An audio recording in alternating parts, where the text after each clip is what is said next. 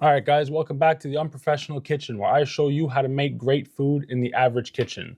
Today, we're making probably the simplest fancy meal you'll ever make in your life that literally requires zero cooking. Of course, I'm talking about none other than tartare. More specifically, tuna tartare. It's bright, it's fresh, it's delicious, and it can be made with a bunch of ingredients that are easily accessible. So let's not waste any more time and get straight into not cooking anything.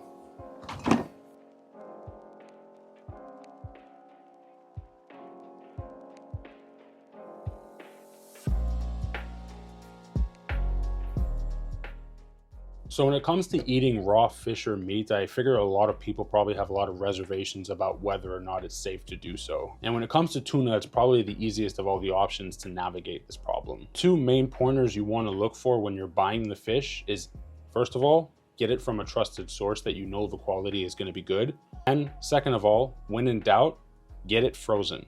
I know that sounds counterintuitive, but the process of freezing the fish actually kills all of the harmful bacteria that could make you sick if you happen to eat it raw. So just be mindful of these 2 points and you shouldn't have any problem finding a good quality fish. Speaking of good quality fish, today I'm using 10 ounces of beautiful yellowfin tuna, which is a little less than 300 grams and should be good to feed 2 people. When deciding how to cut the fish, there are several ways to go about doing it.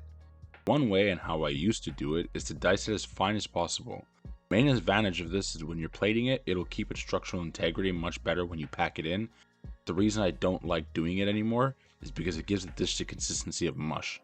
So instead, I'm going to cut it into approximately 1 centimeter cubes. I just think this yields a better overall texture and it looks a lot better. At the end of the day, it's up to you. The entire fish this way, and when you're done, it will look something like this. The size, in my opinion, is perfect for holding on to flavor without compromising the texture of the fish.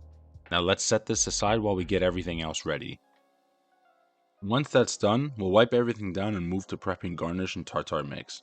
Starting with the former, we're going to prep our garnish, which we're just going to take some green onion stems, cut down the middle like so to open them up into a sheet, and then we're just going to start to julienne them like so.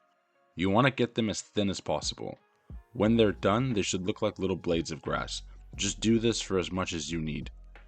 Then just place them into a bowl of ice water and set aside until you're ready to plate. And for reference, this is what's going to happen. They're going to curl up like this so we can top them as a nice garnish. To start the mix, we're going to dice our chives. A nice trick when doing so is to roll them into a paper towel because this helps keep them all together so they're easier to cut. Then just cut off the tips so we're working with the same length. We're going to be using approximately 2 tablespoons worth of chives, but you can use as much or as little as you prefer. For the saucy portion of the mix, we'll use about 1.5 tablespoons of sweet soy sauce, 1 tablespoon of ponzu sauce, 1 teaspoon of sesame oil, 1 teaspoon of gochujang for spice, 1 tablespoon of rice vinegar, approximately 1 teaspoon of grated ginger, the zest of half a lime along with the juice of half a lime, and an optional pinch of MSG. Whisk everything to combine, and you can also add a very small splash of water to help balance everything out. Always taste before using and adjust as necessary to make sure you get the desired flavor.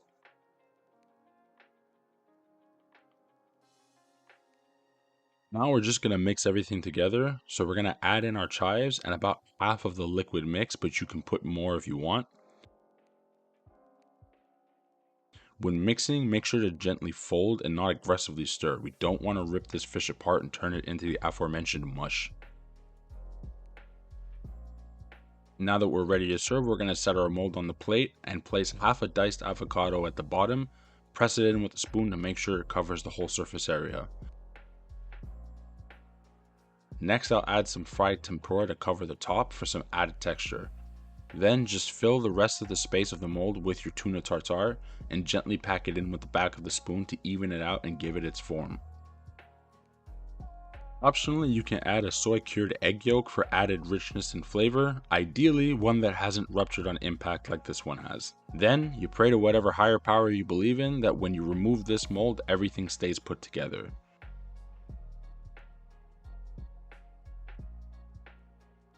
Now what you pair this with to serve is entirely up to you, but I'm going to keep it simple with a toasted baguette with olive oil and kosher salt. And finish by topping it with your green onion garnish. And voila, tuna tartare ready to enjoy. Alright guys, so thanks for watching my video on how to make a tuna tartare at home. And honestly, I genuinely believe this is something that everybody should try at least once because it's incredibly easy to do. It takes really little time and you can do this on a weeknight. And it's a far better value than anything you're going to get at most restaurants. If you like this video and you want to see more videos like this, please give me a thumbs up and consider subscribing to the YouTube channel where you can see me cook great food in the average kitchen. And as always, if there's anything that you want to see me try to cook in the average kitchen, please leave it in the comment section below. Until then, thanks for watching and I'll see you guys next time.